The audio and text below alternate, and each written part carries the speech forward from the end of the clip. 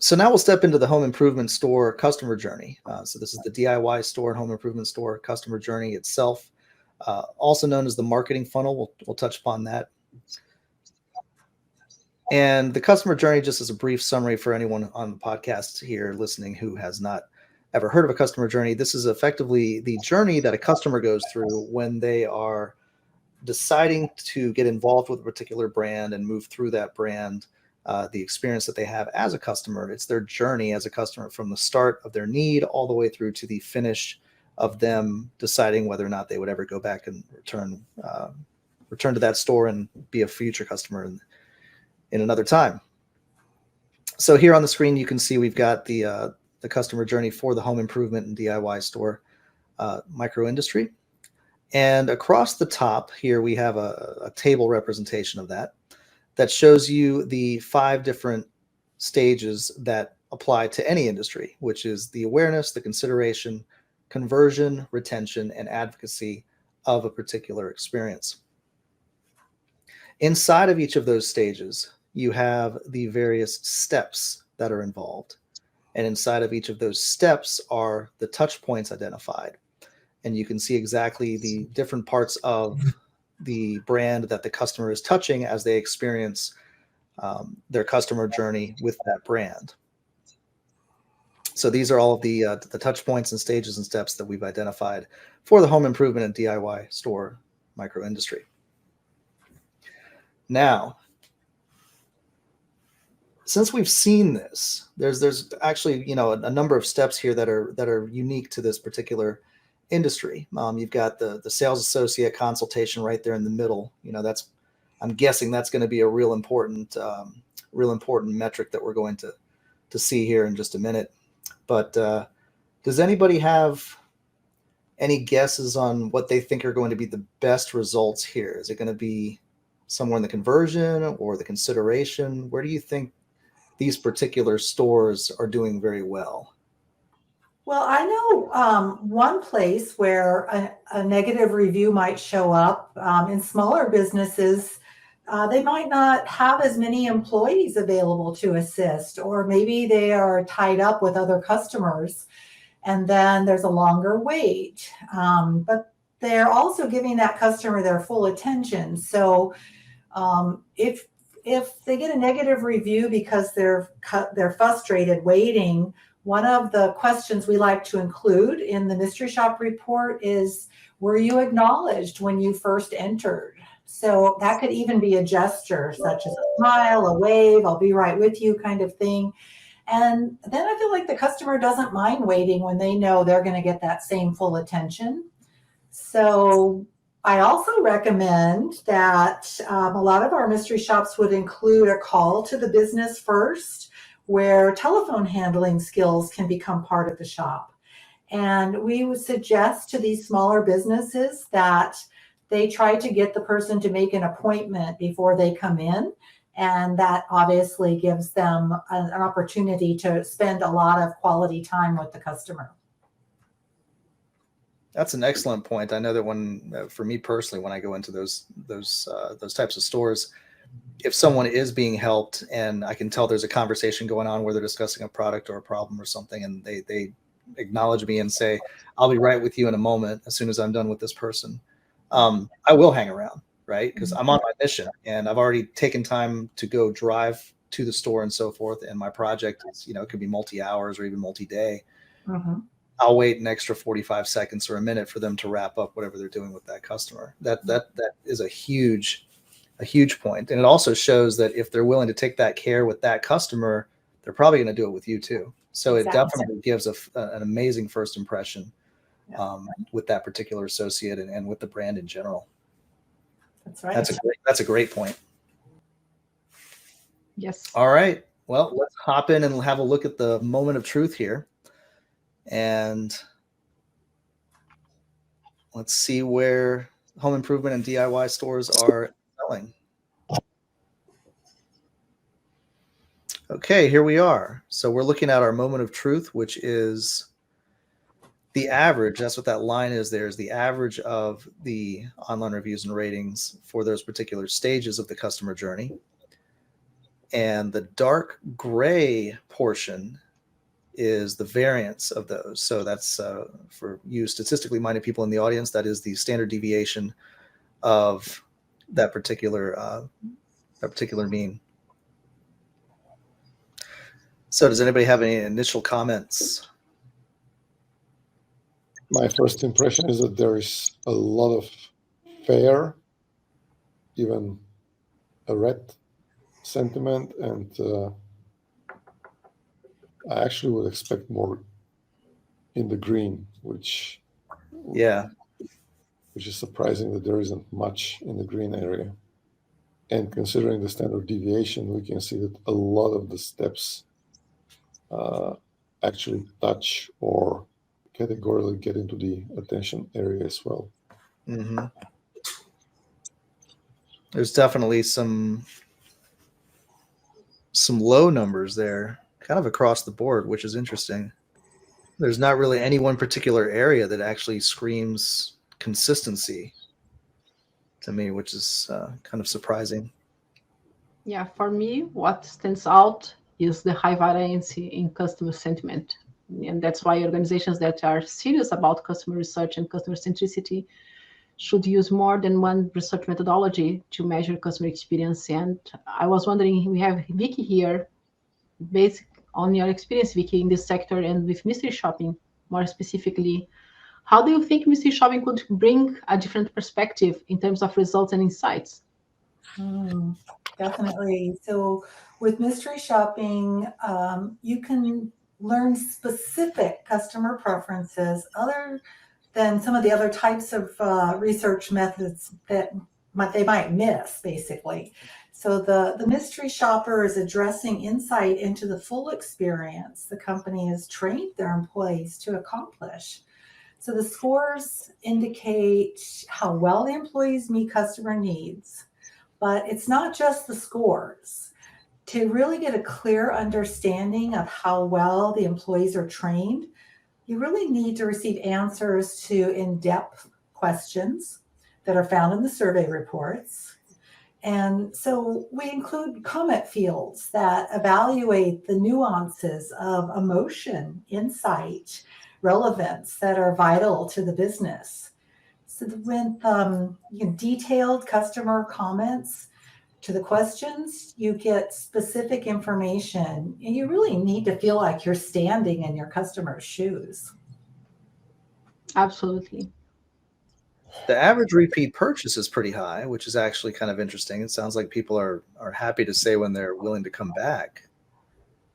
But again, there's quite a bit of variance there, and that's one of the largest variances of the entire process. So you've got a distinct opportunity here where operationally, if one of these stores can get their marketing mixes components that we saw, the people and the product and the process, if you can nail that, you're probably going to excel in the customer retention sector.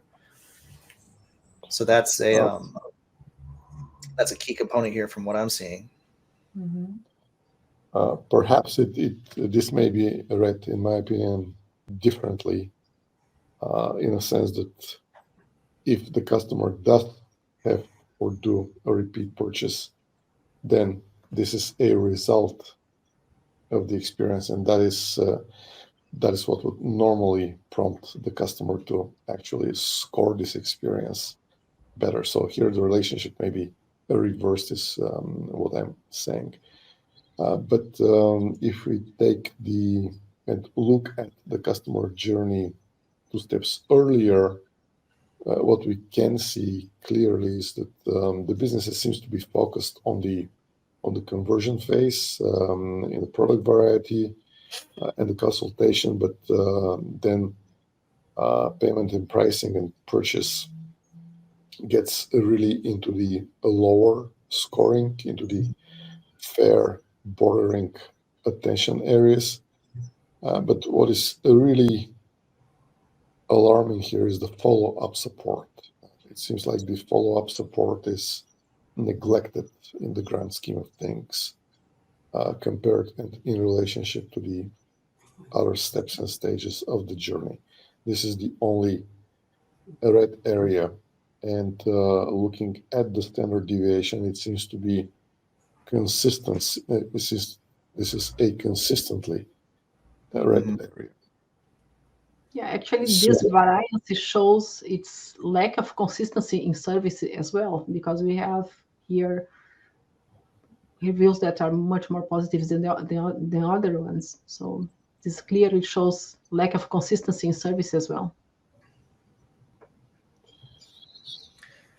So the support is generally difficult area. Now it's not as difficult to warrant a red score, but usually the store experience and ambience is traditionally easy to score in the green.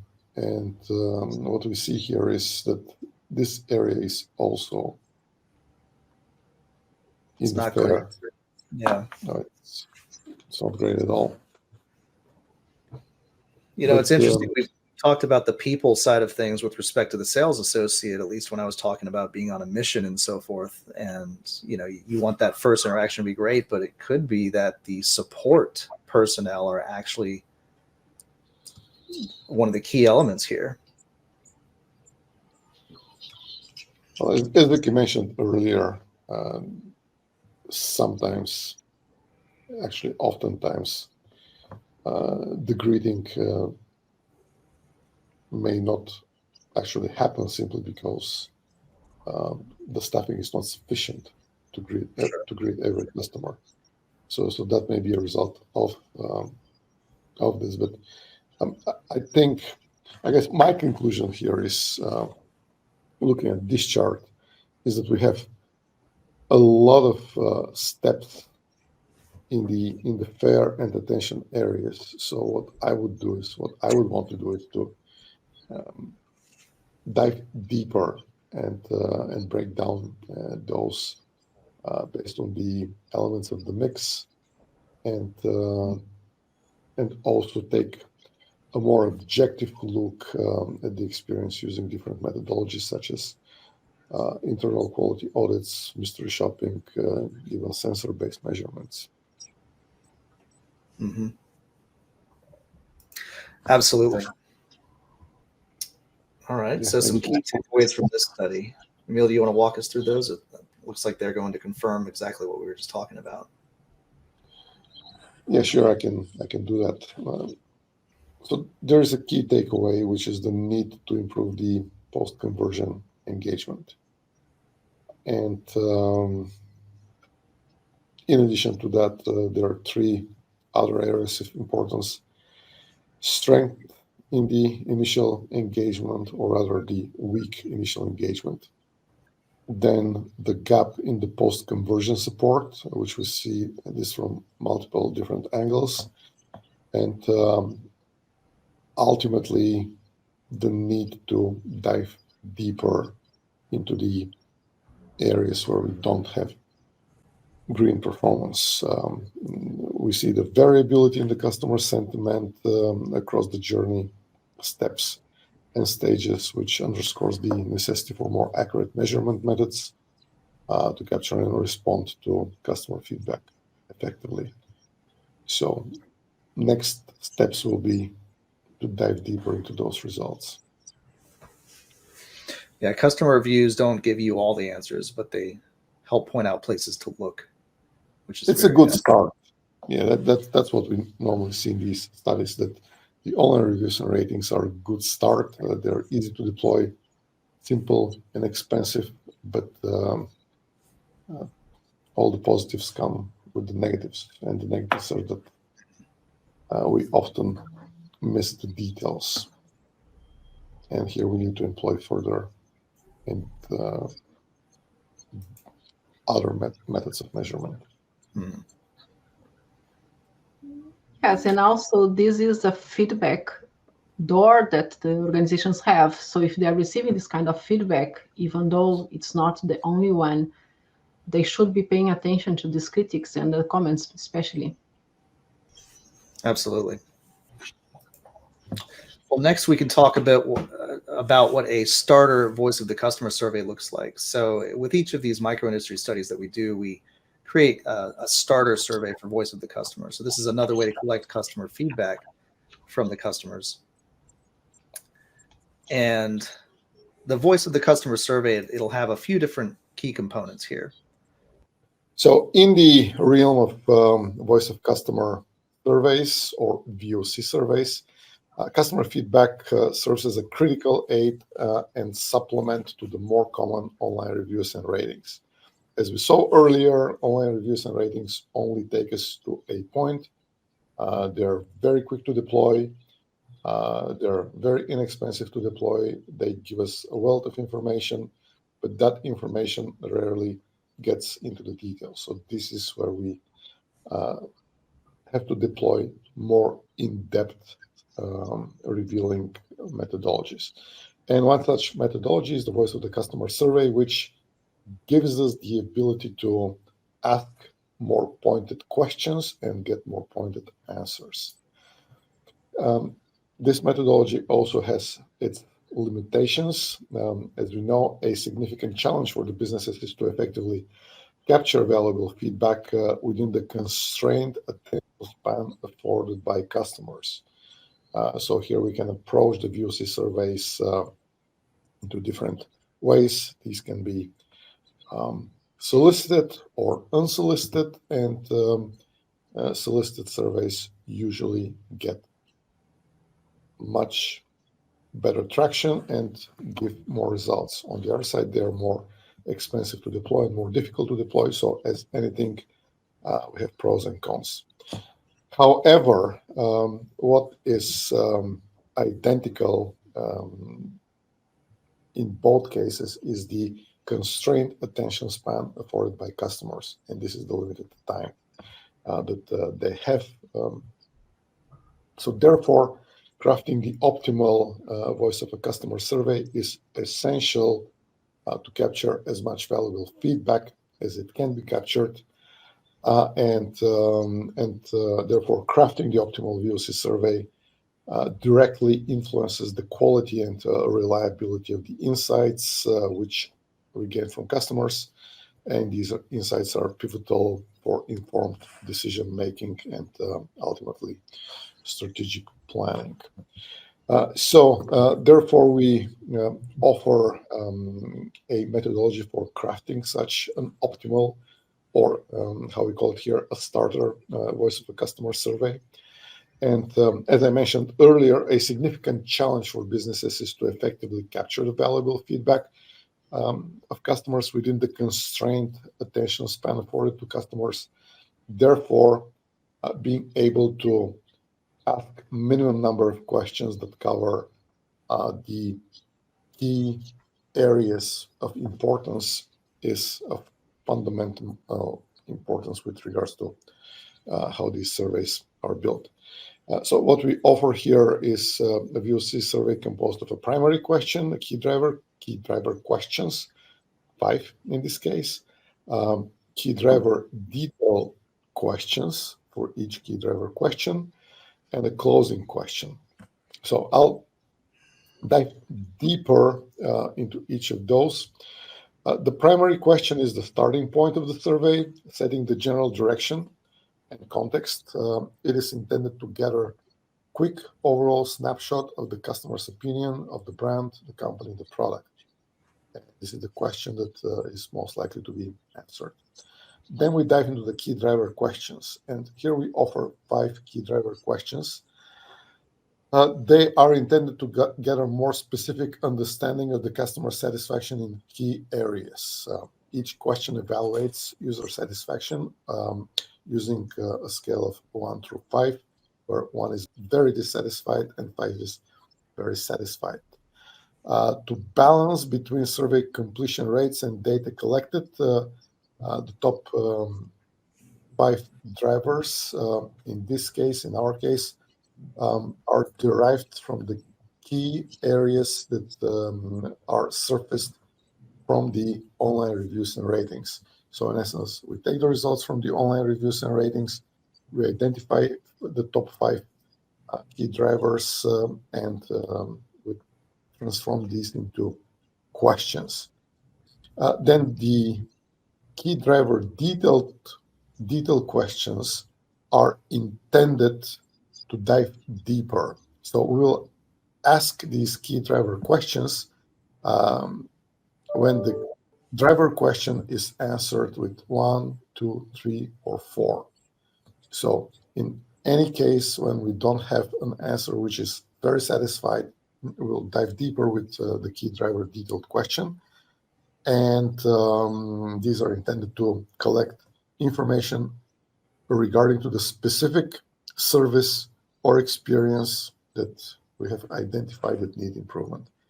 And this is what gets us to the closing question. This is the final question posed to the respondent. And this question can capture valuable insights that otherwise may not fit the general format or structure of the survey. So that is the theory, and let's see how this theory will play into practice. In the specific example that we showcased here, the primary question is a CSAT question. More specifically, the primary question is, how satisfied are you with brand X?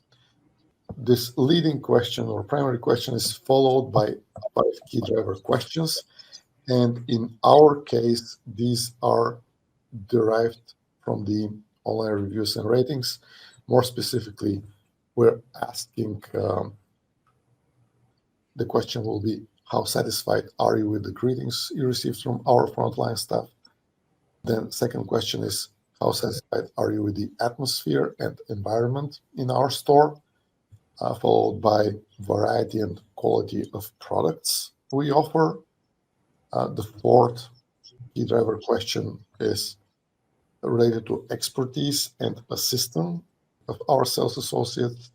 And the last key driver question is related to efficiency of our purchase and delivery processes. Now, I'm only going to dive deeper into the key driver detailed questions for the first key driver question. And this is just to explain the logic. So if we take the greetings, how satisfied are you with the greetings you received from our frontline staff? If the answers are 1 through 4, then we will ask follow-up questions related to the warmth and friendliness, promptness and acknowledgement, staff professionalism, willingness to assist, greetings, consistency, and then we are going to ask the respondents for any other areas that may need improvement. Going back to the online reviews and ratings, we used the results from the online reviews and ratings analysis to derive the key driver detailed questions. And that is how the key driver detailed questions are designed for each of the key driver questions. Ultimately, we close the survey with the final question, the closing question, which in this case, the final question is a Net Promoter Score question or NPS question, capturing key insights into customer retention and advocacy. This question is intended to enhance our understanding of the overall customer willingness to recommend the brand, which is the ultimate measure of advocacy. So that, in a nutshell, is the starter VOC survey. To summarize, we're taking the insights from the online reviews and ratings, compiling those insights, and based on what customers talk about, we create the starter VOC survey so that we can dive deeper into the areas that we expect, again, based on the online reviews and ratings, to offer better opportunities for service improvement. The difference from the online reviews and ratings is that the survey offers a more controlled way to answer the questions and really to answer the questions that we really want to gauge and we want to measure. Now, here we are suggesting 5 key driver questions. Obviously, this is the 5-question design is intended to address the time constraints that we have from a standpoint of the customers and how much time they're willing to allocate to answer this survey. But we certainly can extend this with 2 more questions. In this case, these will be the 2 extra key driver questions would be related to the ease of payment process and product pricing. So here we can dive deeper into opportunities for service improvement, such as transaction speed, additional fees transparency, payment options variety, pricing, competitive pricing, and clear cost breakdown. The 7th question may be follow-up support received after the purchase. Here we can ask about responsiveness, support staff, helpfulness, resolution quality, timeliness and accuracy, support accessibility, and so on and so forth. Again, these are in addition to the 5 key driver questions, which we would still recommend as what we consider to be the efficient balance between our willingness to get more information from the customers balanced against the amount of time that we can really expect our customers to allocate for completing a voice of the customer survey. So that, in a nutshell, is the starter voice of a customer survey, which is, in this case, built on the insights gathered from the online reviews and ratings. Let me ask you, Vicky, something here, Emil, because this is quite interesting, because I see many clients using similar questions, both for voice of customer surveys and mystery shopping surveys. In this example, all the 5 key drivers that we have could also be used in mystery shopping questionnaires or use it to create scenarios for the visits. And even the Net Promoter Score that you are explaining is now used in mystery shopping as well, of course, with limitations in terms of sample, in terms of shopper profile. So, Vicky, what are your views about the Net Promoter Score for the home improvement micro industry? I mean, is loyalty something that an asset, something that brands can still count on this market? Oh my gosh, loyalty is definitely something businesses need to cultivate and nourish. In the home improvement sector, it's important to remember that the customer is not always the do-it-yourselfer, who sometimes you've got to be the first choice for a local builder, the architect, the contractor, and that kind of loyalty customer base of professionals. It really means that they're coming back for repurchase, they're bringing their customers in, and they're also your greatest promoters for referrals. So you want to keep that loyalty within your small business to provide expert advice, information, materials, technology, and kind of keep in mind that there are that you have other customers that are not simply the do-it-yourselfer. Yeah, that's really interesting. I agree with you. I think, Chris, just to touch upon something you mentioned too, you said that those key drivers could be collected in a mystery shopping questionnaire or used to possibly create scenarios for visits for mystery shopping. Collecting those in a mystery shopping questionnaire is probably not going to be terribly useful because of the limited subset of statistics you've got there. You know, you might be getting 1 or 2 or 3, maybe 4 mystery shopping questionnaires per store per month. So it's not a large sample set. So it's not going to replace what a VOC survey is, but absolutely the VOC survey and online review and rating components that you have and the insights that you get from that are perfect for driving your mystery shopping studies to help dive into the operational specifics of what's actually going on that's causing these types of ratings to surface. And so we'll actually be talking about that next in part 3. So this is the end of part 2. If you like this podcast, stick around with us for part 3, where we're going to dive into questions from our expert and talk about synergistic CX.